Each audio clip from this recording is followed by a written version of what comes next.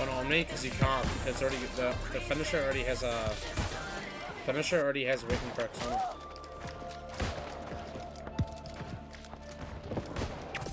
What a shot.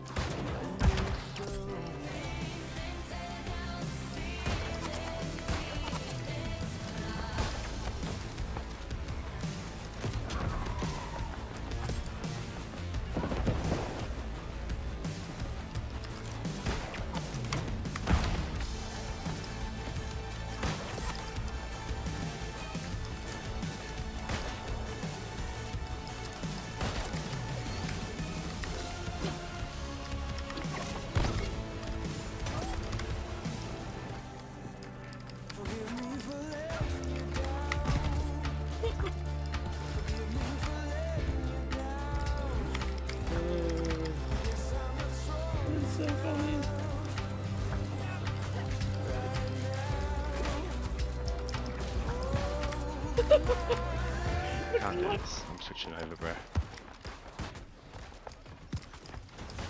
Oh, got a random kill. Let's go. My bleed ticks for so much. Holy shit.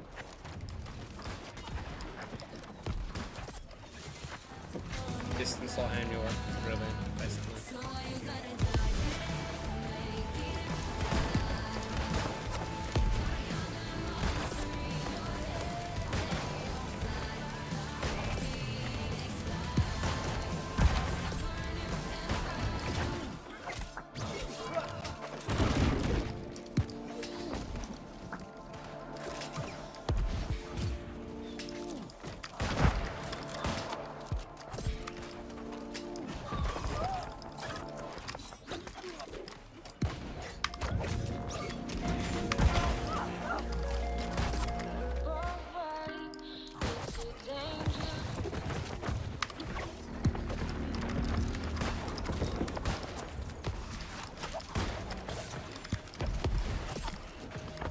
Alright, so I quickly want to cover the bleed build that I'm currently using and what you saw in these videos now. This is not good gear other than the weapons, of course, and one piece of jewelry. So I have a best in slot musket, I have the finisher, and I have a best in slot amulet. Keep in mind, the rest of my armor is just placeholder until I get it replaced with my named items. So again, where basically I'm just running the highest gear score stuff I've got from dungeons so far to get to the highest gear score for the most stats. Now, the build is a little bit like scuffed in some areas. So with Magnify, I really wanted to run 350 dexterity, 200 intelligence, and 100 constitution, which would actually be possible again if I was full 700 and I had the extra stats and Magnify was like in a better system. But because of Magnify, I'm forced to run this stat split, which is really fucking annoying because the extra 10% health at 100 con would be absolutely insane for this build. Again, this is a very close and personal build, and again, you still do an incredible amount of musket damage running 100 con, but again, these are the stats I have to run because of Magnify. But again, I would prefer running 350 dexterity, 200 intelligence, and 100 constitution. We'll quickly skim over the gear here. So I'm using just absolutely highest gear score stuff I've gotten from dungeons. Again, my best in slot's going to be health, refreshing, and harnessing. Those are the three perks I'm going for on my armor personally, and I'm also going to be swapping out crippling powder burn for omnidirectional evade on armor, again because obviously in my last video I mentioned that we're putting crippling powder burn on a weapon now, so we get to use that slot for omnidirectional evade, which is going to make sense when I talk about the finisher here in a sec. So anyways, you're probably wondering why I'm running mana pots. That is temporary, but it's actually also not a bad setup. So on potion drink, you gain 20% fortify for 3 seconds, 5-second cooldown. This is actually on the Endless Thirst Amulet, which is actually the best one we're going for. Again, this earring is also placeholder. This ring is not placeholder, but it's not upgraded. So I'm going to add the nature damage modifier to this at a gypsum kiln when I get the chromatic seal, so do so. So that will be my best in slot ring for this bleed build, which is bloodletting, hardy, nature damage. Now, I just upgraded my best in slot amulet today, and I will love to show you guys this because this is is insane. This is quite literally the double life amulet. So it has stamina recovery, refreshing recovery, and health. Now, I'm surprised that we were allowed to put both of these on the same piece. I thought they would have been in the same perk bucket, but this literally gives me a second life. What I mean by that is when I drop below 50% health, I get stamina recovery and refreshing recovery. So I get all my abilities back, all my stamina back, and it is game changing. And as a squishy musket player, you know, I think with 100 con we actually do have a decent amount of HP, but still, besides the point, we get an insane second chance to live. Stamina back, abilities back.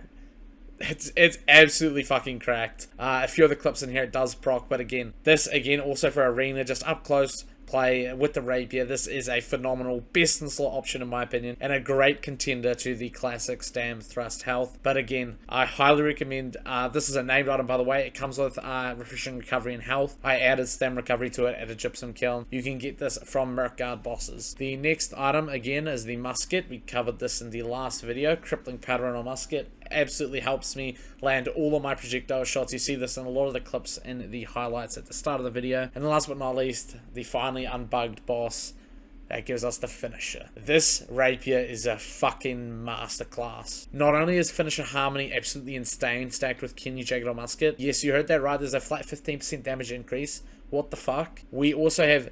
Now, again, I still haven't done one of the quests. The Rotsteed quest is bugged and I still need to upgrade a gypsum kiln. I'm planning to actually use Keenly Jagged at a gypsum kiln as my third perk, but apparently it is bugged and you can't apply Keenly Jagged, Keenly Powdered, or Attunements as your third perk, which I believe is a bug because on the New World database you actually can pick Keenly Empowered, Keenly Jagged, or Achievements as your third perk. So I'm not sure why that's not working. The other perk that we haven't unlocked yet is the Keen Tondo perk, which is pretty nice, but Deadly Flourish is pretty good. The actual weapon perks aren't too great. It's that finisher harmony that makes this a fucking masterclass of a weapon. And I've been trying the full bleed build. So here are the weapon trees for you guys. So we're running the Tondo, Flourish and Finish, Evade.